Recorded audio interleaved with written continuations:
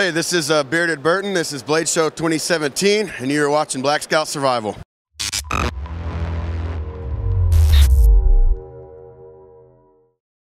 What's going on, guys? This is Jack from Black Scout Survival. We're at Blade Show 2017. I'm with the legendary Mr. Rick Hinderer. Hi, how you doing? I'm great, great. Awesome. You've been around a long time. Yeah. How many Blade shows have you been to? This is my 28th straight Blade Show. 28 years. 28 years. So a lot of people know your work. Could you go over a few things for us? Yeah, absolutely, absolutely. Actually, I've been, this is my 30th year. As you guys can see, the 30-year banner. So 30 years of making knives, and all of that's accumulated to what I have offering this year. I've got some new models I'm coming out with this year. We're doing a bunch of new stuff. Actually, this year's probably going to be our biggest year of all the 30 years of coming out with new things. So what we have here, we have a smattering of some of the old and some of the new. So some of the old, everybody's familiar with the XM18. Yes. The XM18 is been around for probably, I think, about 8 years now, and it's still our bread and butter. So it's been a great design. Everybody's loved it, and we're still as busy now making them as. Yeah, I actually had one of those one time. Great knife. Thanks. Everything with what I do is about ergonomics. So a lot of my lines on the different designs that I do for not only myself but also ZT, Kershaw, Gerber, some of the other companies that I design for. So a lot of the lines and design elements are you can see. Yeah. You know, it's kind of like you can see across the room. You know, okay, that must be a Hinderer design because of these certain elements. So a lot of these knives, you can see some of those designs show through. This is one of our new models. Actually, let's go back to the XM series. XM24 is the 4-inch. It's been really popular for us. This is a new finish that we started doing. Oh, that's gorgeous. And it's what we call our battlefield pickup finish. So, which is kind of crazy. You know, I came up with this idea of doing a knife. I collect a lot of old World War II, World War I guns and stuff like that. And what I like when I buy a collectible firearm, a military firearm, is one that's actually kind of messed up in a way. You know, it looks like it was picked up off a battlefield. It looks like something that is actually used. So I wanted to, obviously a lot of, the knives are a pristine finish. I wanted to do something that was kind of like you picked up off the battlefield. Nice. So we did this finish, which we did an acid treatment to the blade, and you can see some of the greenish look. Yeah, awesome. Yeah, and it's got like, it almost looks like scratches and stuff already, but it just looks, there's a cool, different look that we wanted to do. So we're doing a lot of that this year. One of the new models that we have is this is called the Jurassic. The Jurassic is, it's kind of a funky looking knife, and it's one of those designs that just kind of, I wanted to do a drop edge. What I call a drop edge knife is the knife itself, the edge itself on the blade actually drops below the center line of the knife. And the reason for that is a lot of the cuts that we make in our knives are what we call push cuts, like shaving a steak, tent steak and stuff like that. And having the edge kind of below the center line of the knife gives you a lot more power doing those push cuts.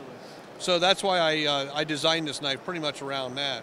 And it was kind of hard to get something that felt really good in your hand. So a lot went into the ergonomic design elements of the handle and such like that. It looks good. So like a scale type finish. Yeah. So the name Jurassic, my wife named it Jurassic because she said, it just kind of looks like a talon, like a a prehistoric bird talon or something. So of course that went to the scales, and the scale pattern on the handle scales.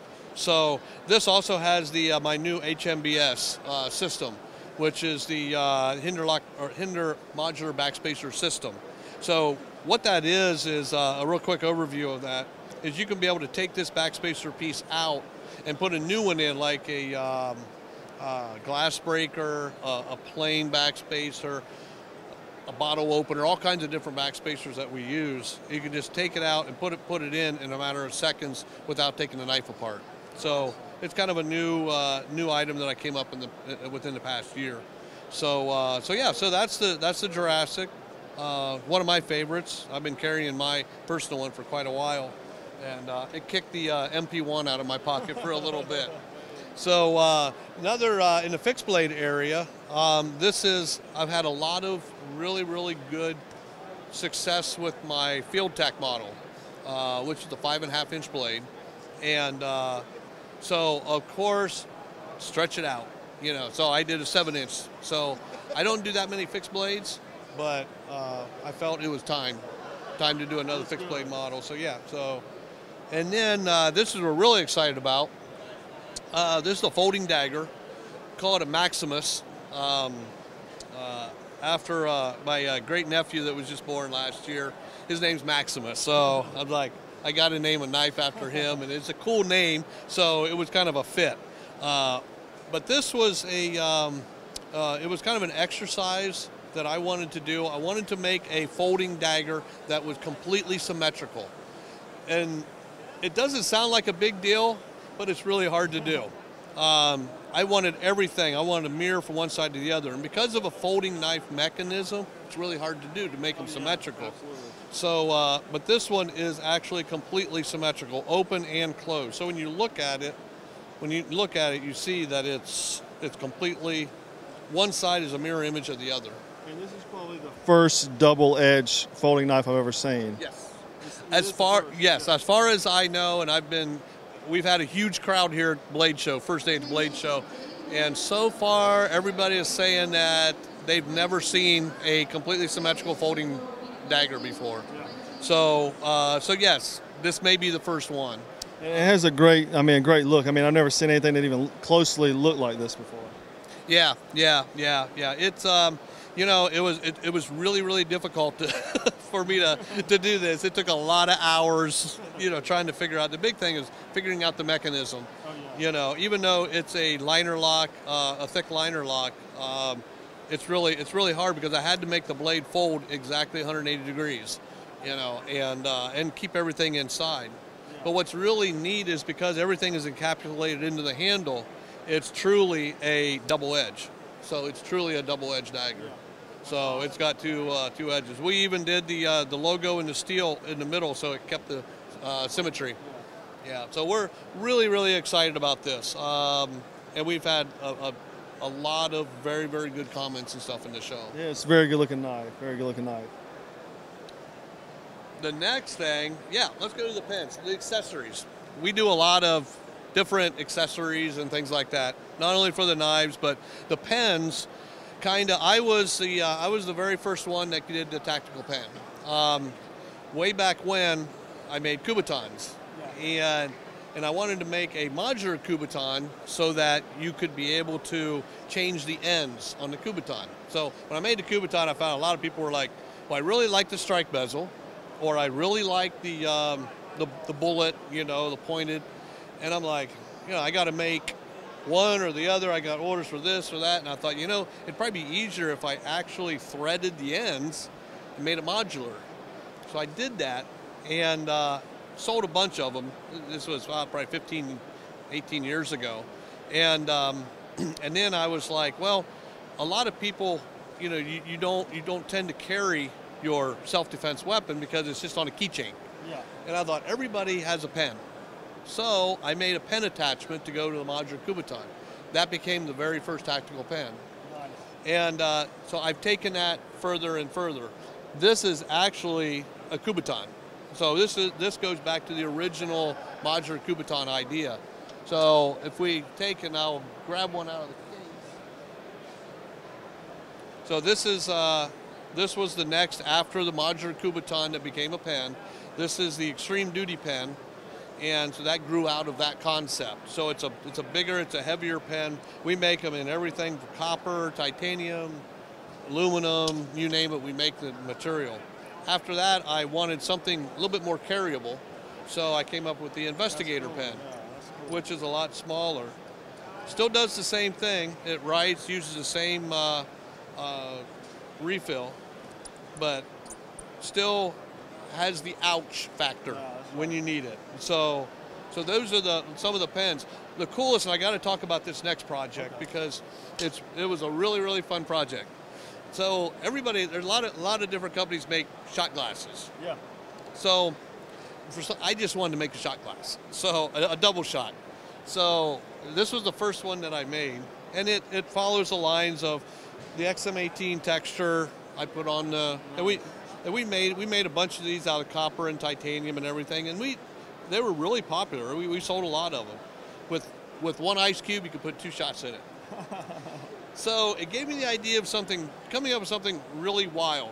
So what I did was, this is a 2nd generation shot glass, completely modular. We call it the double knuckle shot. And the reason is I wanted, one thing that we do with our knives is we have these filler tabs that fills the slots. Well, I don't know if you're familiar with some of the steel flame filler tabs, the skulls, the Bushido symbol and stuff. Yeah. Well, and people collect them. Guys collect them. They love collecting them. So it became not just a filler tab, but a statement.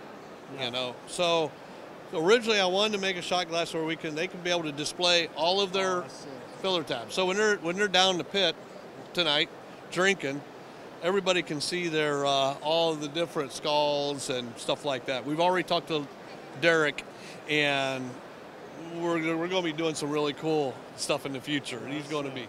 But I wanted to follow the modularity theme. So we made this knuckle that obviously serves as but at the same time, just in case, it serves as a really nice tension getter. If the shots go south, then you got that. Exactly, right? Exactly. You can always, and of course we have removable spikes that go into it as well. So, and you can screw off the base on the bottom, and you have your 2 Tylenols that you can put in, or Motrin, after you've had too many of the shot glass. Or you could take and put this on if you want. If you're feeling really royal, you can put this on, and now you have a goblet. That's cool. So those have actually we've had a huge response to those. Yeah, that's cool. A lot of machining goes into that. I bet. Just like all your other stuff. I mean. Yeah. Clean lines. You know, that's what you're known for. So. Yeah. Ergonomics and a design with a purpose. That's right. You know, everything. I really like when people come up to the booth, and I had another knife maker came up, and he said, I really appreciate your designs. He said some of them, and he was talking about some of the knives that I have with ZT, in Kershaw, and he said when you're looking at them, they don't look like they can feel good, but he said when I put it in my hand, it's like, wow, those lines really make a difference, Right. And so I said that's great, coming from another knife maker too. So it's something I put a lot into. I was a firefighter for 10 years, and I found out, going on calls and stuff that, these are tools. We all, here at the show, we all love finding new designs and buying different knives that we like and everything. But when it really comes down to, these are tools. These are cutting instruments. These are something that, no matter what work you do, it becomes a tool. So I never want to lose that background, when I design and everything. So. Well, thanks, Mr. Hinderer. Take your time. You're welcome. Thanks a bunch. I appreciate it. Appreciate you guys stopping by. Yes, sir. Thank you.